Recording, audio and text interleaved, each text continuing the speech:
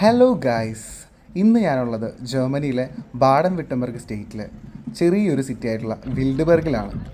ജർമ്മനിയിൽ പല ഫെസ്റ്റിവൽ കൂടിയിട്ടുണ്ടെങ്കിലും ആടുകൾക്ക് വേണ്ടിയിട്ട് ഒരു ഫെസ്റ്റിവൽ ആദ്യമായിട്ടാണ് ഞാൻ കാണുന്നത്. വർഷങ്ങളുടെ കഥ പറയാനുള്ള ഈ ഫെസ്റ്റിവൽ 70s ആദ്യമായിട്ട് സ്റ്റാർട്ട് ചെയ്യുന്നത്. പല വെറൈറ്റിയിലുള്ള കോസ്റ്റ്യൂമുകളും ഇട്ട് ഇവരിങ്ങനെ വഴിക്കൂടെ നടന്നു പോകുന്നത് കാണാൻ നല്ല രസമാണ്.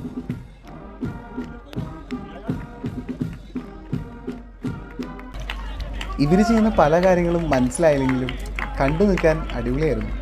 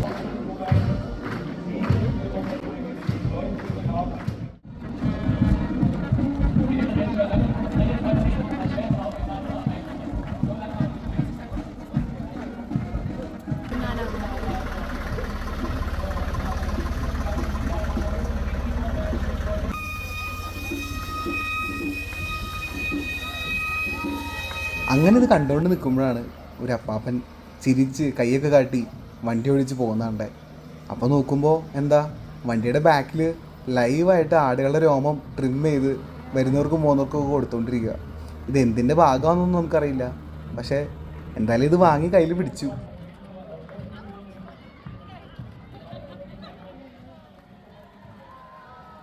അങ്ങനെ അതൊക്കെ കിട്ടി സന്തോഷത്തിൽ നിൽക്കുമ്പോഴാണ് ഒരു അമ്മാവതേ തുണിയും കറക്കി വരുന്നത്. വെള്ളത്തിൽ തുണി നനച്ച് എല്ലാവരുടെ മേത്തേക്ക് തെറിപ്പിക്കുക.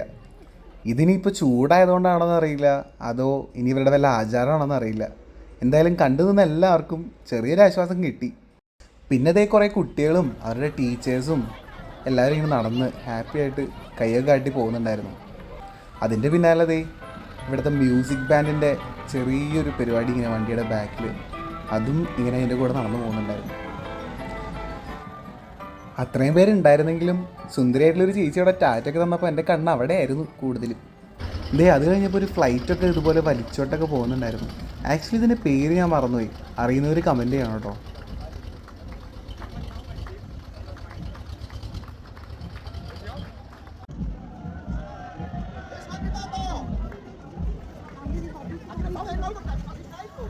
പിന്നെ ഇവിടെ സിറ്റിയിലെ ഫുട്ബോൾ ക്യാമ്പിലുള്ള പിള്ളേരും ഇതുപോലെ ഇതിന് കൂട്ടത്തിലുണ്ടായിരുന്നു.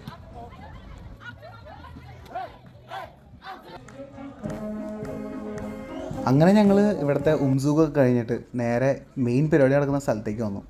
അവിടെ എത്തിയപ്പോൾ ഇതേ പശുക്കളെ ഇങ്ങനെ കെട്ടിയിട്ടുണ്ടായിരുന്നു. ഞങ്ങളങ്ങനെ ഇവിടെ സ്ഥലങ്ങളൊക്കെ ജസ്റ്റ് ഇങ്ങനെ കറങ്ങി കണ്ടു. വലിയ സംഭവങ്ങളൊന്നും പറയാനില്ലെങ്കിലും അത്യാവശ്യം കൊള്ളായിരുന്ന റൈഡുകളും ചെറിയ ഫുഡിൻ്റെ പരിപാടികളും എല്ലാം ഇവിടെ തന്നെ ഉണ്ടായിരുന്നു.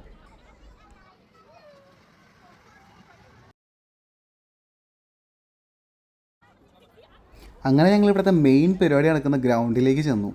അപ്പോഴാണ് ഞങ്ങൾക്കൊരു കാര്യം മനസ്സിലായത്, ഇത് വെറുതെ നടത്തുന്ന ഒരു പരിപാടിയല്ല, ഇതൊരു കോമ്പറ്റീഷനും കൂടെയാണ്. സംഭവമൊക്കെ നല്ല അടിപൊളിയായിരുന്നെങ്കിലും ചൂട് ഒട്ടും സഹിക്കാൻ പറ്റണ്ടായില്ല.